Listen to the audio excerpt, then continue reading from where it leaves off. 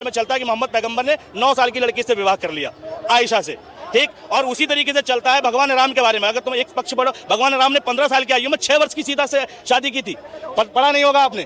लेकिन भगवान, अब देखो, भगवान ने 6 वर्ष से करी, एक पैगंबर ने 9 वर्ष से करी। ना पैगंबर के वक्त तुम मौजूद थे, ना राम के वक्त हम मौजूद थे। भगवान की लीला भगवान जाने। हम आज कई सौ साल बाद इस बात पर बहस करें कि उनने शादी करके गलत किया, तो हमसे बड़ा मूर्ख कौन है? और हम झगड़ रहे हैं उसको लेके। महात्मा गांधी भी विलन है किसी किसी के लिए, लेकिन किसके लिए? जो आरएसएस का और नाथूराम गोडसे का समर्थक है। अगर नाथूराम गोडसे के समर्थक ने किताब लिखी है ना, तो उसके लिए महात्मा गांधी बहुत बड़े विलन है।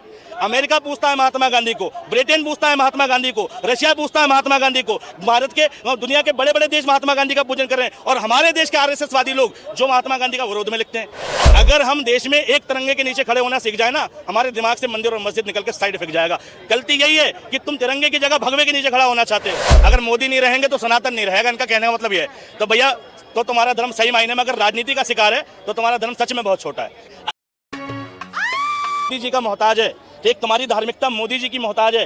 तुम्हारा धार्मिक होना योगी जी का मोहताज होना। तो शक है मुझे तुम्हारी धार्मिक होने पर, शक है मुझे तुम्हारी भगवान के प्रति आस्था होने पर। आज गर्व महसूस करो कि देश हिंदू राष्ट्र हो जाए, धर्म के नाम पे देश को एक वो ले लो कि टैग ले लो। लेकिन कहाँ खड़ा है? 57 मुस्लिम देश हैं। कौन सा प्रतिनिधित्व करते हैं 57 मुस्लिम देश? सारे धर्म के नाम पर हैं। किस देश का यहाँ पर बहुत बड़ा नाम है? अगर देश पूरी दुनिया में किसी का नाम है तो भैया वो अमेरिका है, जो डेमोक्रेटिक राष्ट्र है। पूरी दुनिया में सुपर पावर में नाम आता है तो रशिया है, ठीक है, जो धर्म की फिलॉसफी से बहुत ऊपर उठ चुके हैं। और वहाँ पर सिर्फ एजुकेशन की बात होती है, टेक्नोलॉजी की बात होती है। और हमारे देश में क्या चल रहा है? मंदिर मस्जिद।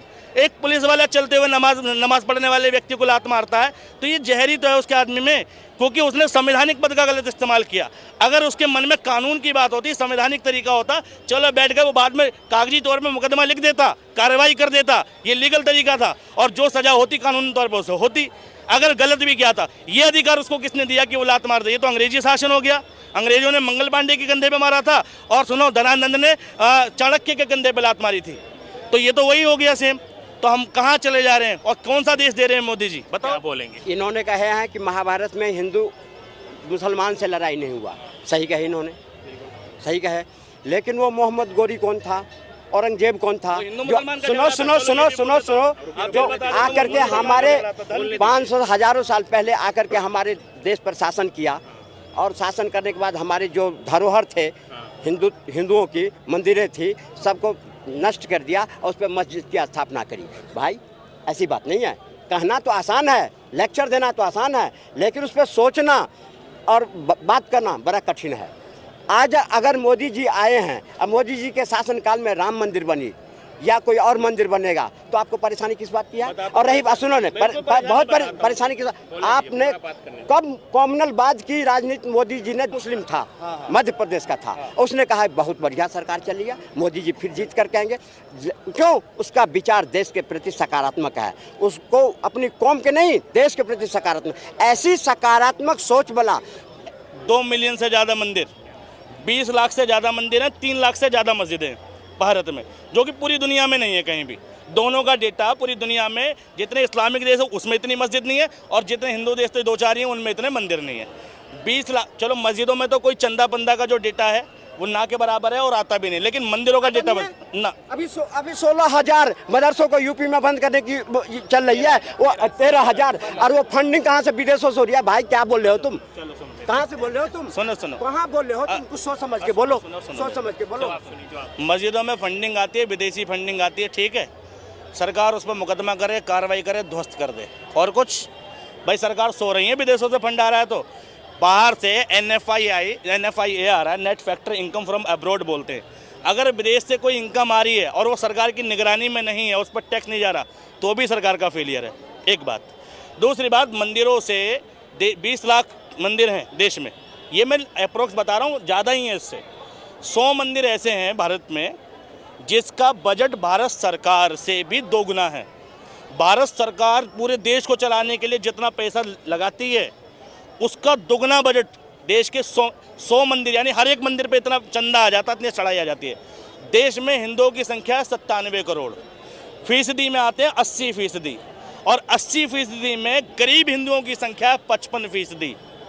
उन हिंदुओं के लिए उस मंदिर ने उन हिंदुओं के लिए, सनातनी सत्य है ना, देश में सनातन की जय है, देश हिंदू राष्ट्र की ओर है। मैं बताऊं उन लाखों रुपए के चंदे का गरीब हिंदू को क्या फ़ायदा मिलता है।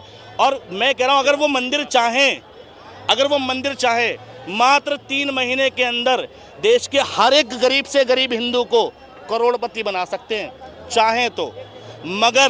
मगर क्योंकि वो कुछ मंदिर उसमें सरकार के अधीन हैं, जिसमें सरकार पैसा डकार देती है, और कुछ उद्योगपति, ठीक, और देश में सारा पैसा सिर्फ चंद लोगों के हिस्से ही आता है, ठीक है। मंदिर से तकलीफ नहीं है, लेकिन मंदिर के नाम पर जो देश को ठगा जा रहा है उससे तकलीफ है, ठीक। अब रही बात इसकी, भाई मोहम्मद गौरी और दूसरी चीज़ें तुम कह रहे हो, मोहम्मद गौरी, औरंगजेब, पृथ्वीराज चौहान, ठीक है, शिवाजी, इन सब का झगड़ा राजनीतिक था, धार्मिक नहीं था। औरंगजेब ने मंदिर भी तोड़वाए, मस्जिद भी तोड़वाई, इतिहास पढ़ लेना। और किस लिए तोड़वाई? क्योंकि उसे पता होता था पहले के लोग मंदिर और मस्जिदों के नीचे खजाने छुपा के रखते थे। तो राजा को सिर्फ देश की इकोनॉमी, ठीक, पहले इकोनॉमी कैसे पता चलती थी? कोई भी राज्य स्ट्रॉन्ग कब होता था कि उसके पैसा तो चलता नहीं था, जिस पे जितने हीरे मोती जवाहरात होंगे और जितनी बड़ी सेना होगी वो उतना मजबूत शासक होगा।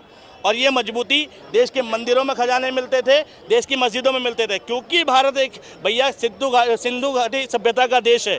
यहाँ पर शुरू से मूर्तिकारिता चली है और शुरू से पूजन का चला है, तो ज़्यादातर खजाना मंदिरों के नीचे था, इसलिए मंदिरों की टूटने की संख्या बड़ी मात्रा में पाई जाती है, ठीक है। उसके पीछे किसी की धार्मिक भावना को ठेस पहुँचाना नहीं था, ठीक। अब रही बात इसकी, अरे आप बता देना, ठीक है। अब औरंगजेब एक राजा के तौर पर सोचता था, अगर औरंगजेब वास्तव में धर्म का विरोधक होता तो उस समय का वो क्रूर शासक था, ऐसा शासक था कि वो चाहता तो क्या नहीं करा सकता। एक झूठी अफवाह चलती कि 90 लाख हिंदुओं को जनेऊ जलाता था, ठीक है, 10 लाख हिंदुओं का, ठीक है, तब जाके वो शाम का खाना खाता था, ठीक है। जो भी है, उस टाइम पर टोटल पॉपुलेशन भारत की जो थी वो भैया 15 करोड़ थी, ठीक।